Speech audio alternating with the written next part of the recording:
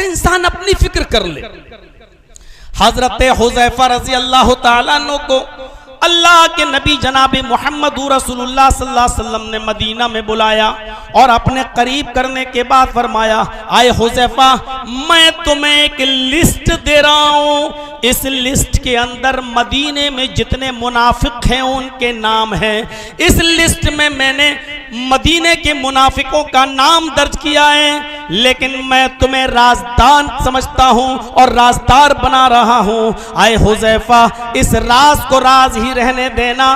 देखो, मैंने तुम्हारे ऊपर भरोसा किया है, मैंने तुम्हें राजदार बनाया है। आए हुज़ैफा, ये राज किसी को मालूम नहीं होना चाहिए कि इस लिस्ट में किन लोगों के नाम हैं। पता नहीं अल्लाह ताला उनको कब हिदायत दे दे और वो तौबा कर लें और अल्लाह उनकी मग़फ़िरत फरमा दे, लेकिन इस लिस्ट में जो नाम है वो सिर्फ तुम्हें मालूम होना चाहिए, किसी को भी पता नहीं चलना चाहिए कि इस लिस्ट में मदीने के किन मुनाफिकों के नाम हैं। हजरत हुज़ैफा ने उस लिस्ट को अपने पास रखा, नामों को पढ़ा और अपनी पूरी जिंदगी उस लिस्ट को देखने के बाद किसी को बताया नहीं कि इस लिस्ट में कितने लोगों के नाम हैं, कौन मुनाफिक है। लोग आते थे, पूछते थे, कहे हुज़ैफा क्या लिस्ट है, उस लिस्ट में किन लोगों के नाम हैं। हुज़ैफा कह दिया करते थे, सॉरी, जो राजदार अल्लाह के नबी ने मुझे बनाया और मेरे ऊपर इतना भरोसा किया, मैं अपनी जिंदगी में नबी अकरम के इस राज को फाश नहीं कर सकता। अब लोगों को तजस्सुस हो गया, शौक हुआ कि हम कैसे पता लगाएं कि कौन मुनाफिक है कौन नहीं। और हजरत हुज़ैफा तो बेचारे बताते ही नहीं, और ये नबी का राज क्यों बताने लगे। नबी ने सख्ती के साथ मना किया है बताने के लिए। तो देखते थे मदीने के लोग, किसी का इंतकाल जब हो जाता था मदीने में तो लोगों की नजर उस इंतकाल शुदा आदमी पर नहीं होती थी, उस मरने वाले पर नहीं होती थी, जो इंतकाल कर गया उस पर नहीं होती थी। उसके जनाजे में वो लोग ये देखा करते थे कि हजरत हुज़ैफा आए हैं या नहीं आए हैं। अगर हजरत हुज़ैफा आए हैं तो समझा जाता था कि मरने वाले का जनाजा मोमिन का जनाजा है, और अगर मरने वाले के जनाजे में हजरत हुज़ैफा शामिल नहीं हुए तो समझा जाता था कि मरने वाला मुनाफिक है। ये लोग अपने दिमाग से सोचने लगे कि हुज़ैफा इसलिए नहीं आए कि मरने वाले का नाम लिस्ट में पड़ा होगा, और इस मुनाफिक का इंतकाल हुआ इसलिए नहीं आए। मेरे प्यारे साथियों, लोग इंतकाल के मौके पर देखने लगे कि हुज़ैफा शरीक हो रहे हैं या नहीं हो रहे हैं। अगर होते थे तो समझा जाता था कि मरने वाला मोमिन, और नहीं होते थे तो समझा जाता था कि मरने वाला मुनाफिक। ऐसे ही मोहम्मद रसूलुल्लाह इस दुनिया से चल बसे, अल्लाह को प्यारे हो गए। कुछ अरसे के बाद हजरत उमर फारूक रज़ी अल्लाह ताला अन्हु ने हजरत हुज़ैफा की दावत की कि आओ आज तुम्हारी दावत है मेरे यहाँ। अपने घर ले गए, खाना खिलाया, पानी पिलाया, अच्छी ज़ियाफ़त की हजरत हुज़ैफा की। और जब फारिग हो गए तो फरमाया, हुज़ैफा मुझे सिर्फ थोड़ा सा काम है तुमसे। कहा क्या काम है? मैं कैसे कहूं? नहीं आप कह सकते हैं। अरे आपकी शान तो बड़ी निराली है। अरे नबी अकरम ने आपके बारे में कहा था कि लौ काना बाती नबियुन लकाना उमर, मेरे बाद कोई नबी होते तो उमर। और आप हमसे कह रहे हैं कि कहां से बात शुरू करूं? अरे बताइए क्या बात है? फरमाया, अय हुज़ैफा, अपने घर दावत करने का मकसद और तमाम लोगों को छोड़कर सिर्फ तुम्हें बुलाने का मकसद सिर्फ इतना है। मुझे दूसरों से कोई सरोकार नहीं है।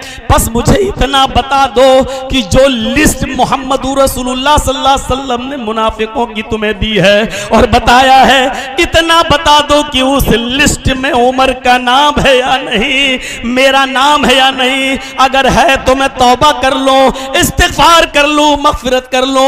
उस लिस्ट में मेरा नाम है या नहीं? अगर है तो बता दो ताकि मैं अल्लाह के खौफ से डरकर आज ही से इस्तिग़फ़ार में लग जाऊं, रब से मग़फ़िरत की दुआ में लग जाऊं। नहीं है तो कोई बात नहीं। हजरत हुज़ैफा ने सख्ती से कहा, उमर जो राज जनाबे मुहम्मदुर रसूलुल्लाह ने मुझे बताया है और मुझ पर भरोसा जताया है, उस राज को मैं आपको भी नहीं बता सकता। सॉरी, मैं अपनी जिंदगी में यह काम नहीं कर सकता। मैं नहीं बता सकता कि उस लिस्ट में आपका भी नाम है या नहीं है। पूरे वाक़े को पेश करने का सिर्फ मकसद यह है कि हजरत उमर अकेले में लाए। कह रहे हैं मदीने में कितने मुनाफिक हैं, मुझे उनसे मतलब नहीं है, मुझे किसी से कोई सरोकार नहीं है, कोई है या नहीं, लेकिन मुझे सिर्फ अपने से मतलब है। इतना बता दो कि मदीने के उस मुनाफिकों की लिस्ट में मेरा नाम है या नहीं है।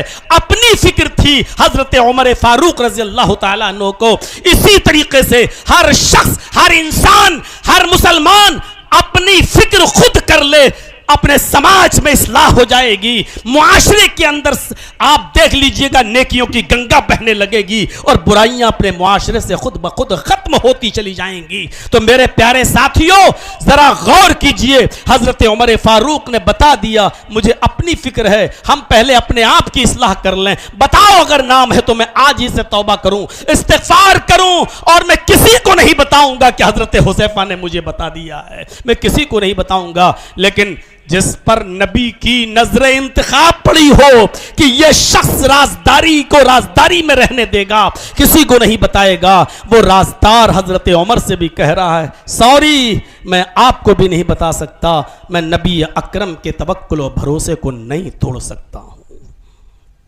इसके बाद पढ़िए कुरान की आयत, या अय्युहल्लज़ीना आमनू अलैकुम अनफुसकुम, ईमानो वालो अपने आप को देखो, पहले अपनी फिक्र करो। कौन कर रहा है?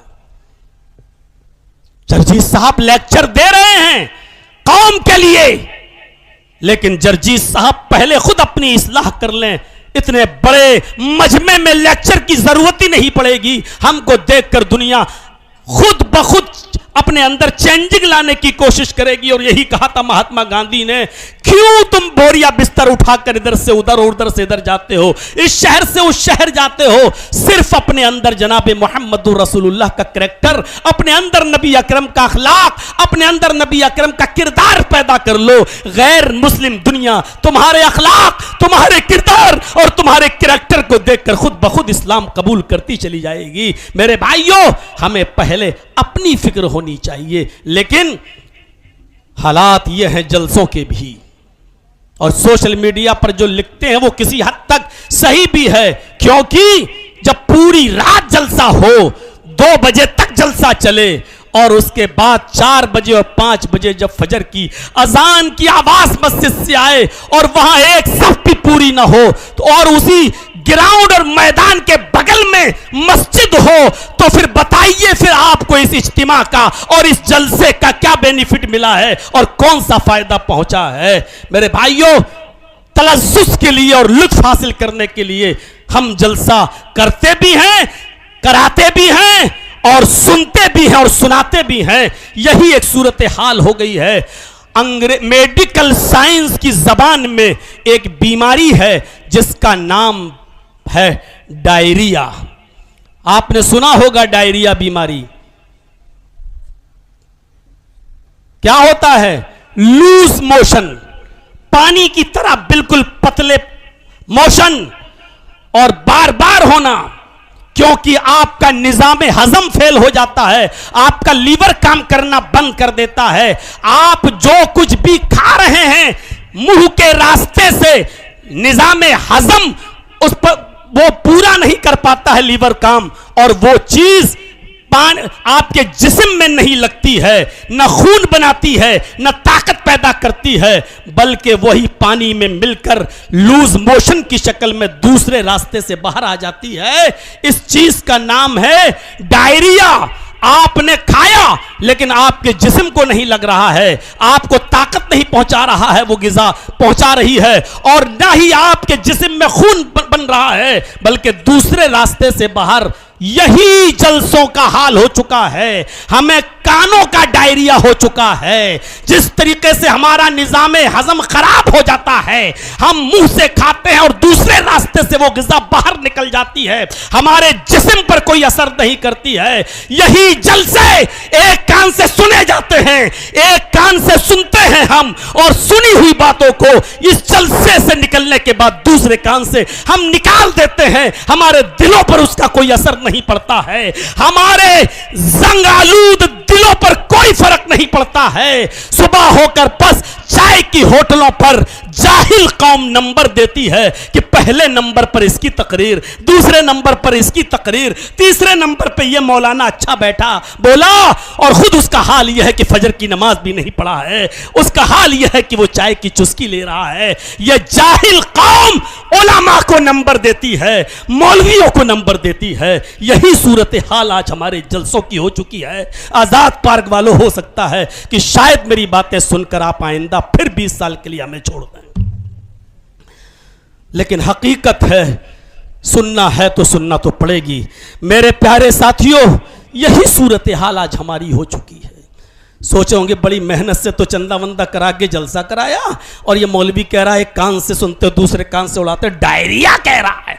मैं आपके जलसे की बात नहीं कर रहा हूं, मैं आम जलसों की बात कर रहा हूं। सब जलसों का यही हाल है मेरे भाइयों, एक कान से सुनते हैं और दूसरे कान से उड़ा देते हैं। या फिर यह कहिए कि इतनी तकरीरें और इतने जलसे सुन चुके हैं जर्जी साहब आपके, डॉक्टर अब्दुल गफ्फार साहब के, कि अब कान भी हमारे सुन हो चुके हैं। तुम नहीं आते हो तो यूट्यूब पे सुनता हूं, सोते वक्त सुनते हैं, ये सुनते हैं जैसे कोई आदमी 4 व्हीलर पे जा रहा था और सामने एक आदमी बेचारा गाड़ी के आगे आगे चल रहा था, ड्राइवर हॉर्न दे रहा था, पौ पौ, वो बेचारा आगे से हट ही नहीं रहा है। उसने दोबारा हॉर्न दिया, पौ पौ, वो बेचारा आगे हट ही नहीं रहा है, वो हटता ही नहीं है। ड्राइवर ने 10 12 15 मरतबा हॉर्न दिया, लेकिन आगे चलने वाला आदमी टस से मसी नहीं हो रहा है। ड्राइवर को गुस्सा आया, कमीना सुनाई नहीं दे रहा है, निकला अपनी गाड़ी से,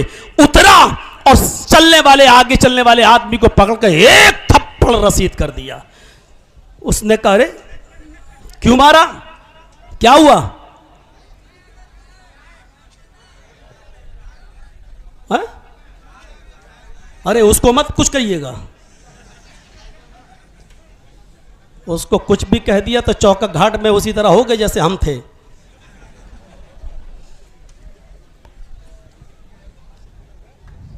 तो मेरे भाइयों, निकला और उसने एक थप्पड़ रसीद कर दिया। उसने कहा भैया मुझे क्यों मारा? कहा मैं कब से हॉर्न दे रहा हूं, पौ पौ कर रहा हूं, है, और तू हटता ही नहीं है सामने से। तो उस आदमी ने जवाब दिया, अरे भाई तुम इतनी जोर जोर से पौ पौ कर रहे थे कि तुम्हारी पौ पौ की आवाज से मेरे कान ही सुन हो गए, हमें सुनाई नहीं दे रहा था कि हॉर्न बज रहा कि नहीं, हमारे कान ही सुन हो गए। बस यही हाल आज हमारा भी है। इतने जलसे हम करा चुके, इतनी मौलवियों की तकरीरें सुन चुके कि अब हमारे कान भी पक चुके हैं। अब हम या तो समझते नहीं हैं, या सुन लिया तो एक कान से और दूसरे कान से हमने उसको उड़ा दिया। मेरे भाइयों, अगर फितरत में जिंदगी मौजूद हो तो इस्लाह के लिए एक जुमला काफी होता है, पूरी रात की तकरीरें और जलसे की जरूरत नहीं है।